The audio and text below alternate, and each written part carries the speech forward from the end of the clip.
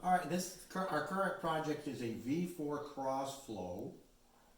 They made these motors in anywhere from 85 horse to 140.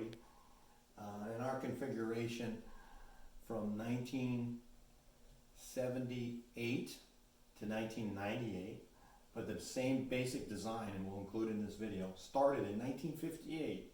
So we like motors that kept the same design for so long. It's a proven fact that that's a good motor. The company was making money on that motor. There weren't too many coming back. People obviously liked them. They bought a bunch of them.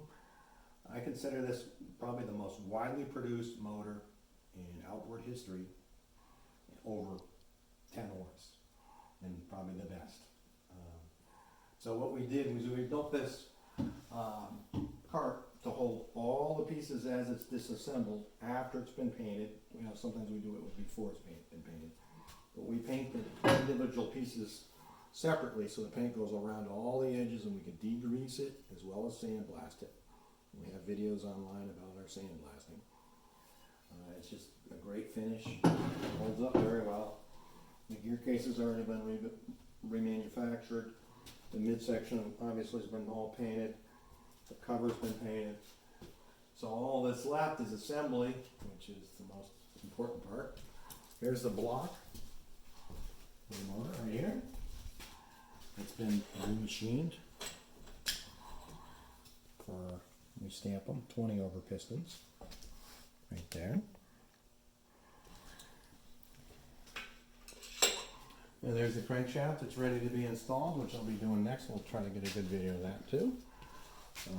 We've already videotaped the installation of the top bearing, brand new seals in the bottom bearing carrier, and all our clean bolts ready to assemble.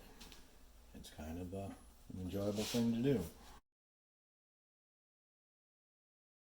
We're starting to get ready, prep the crank, as I like to call it. This is the top bearing. This has to be replaced. This bearing in here has to be replaced. It's a heated and fit unit, so in the next video I'll be heating it up. Bearing will drop out. You'll see what I'm talking about.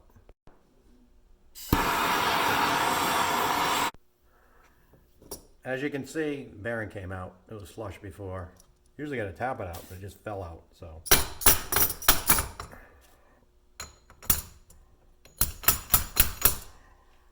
tap it to rest. So here you have old bearing. When we heat it up, it just fell out because when you heat aluminum, it's hot.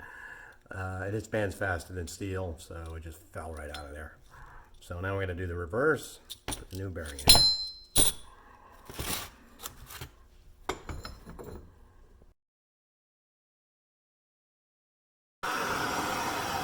Alright, the carrier is good and hot. We'll drop this in.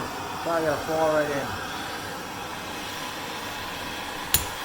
There it is. When it cools off, it'll tighten right up.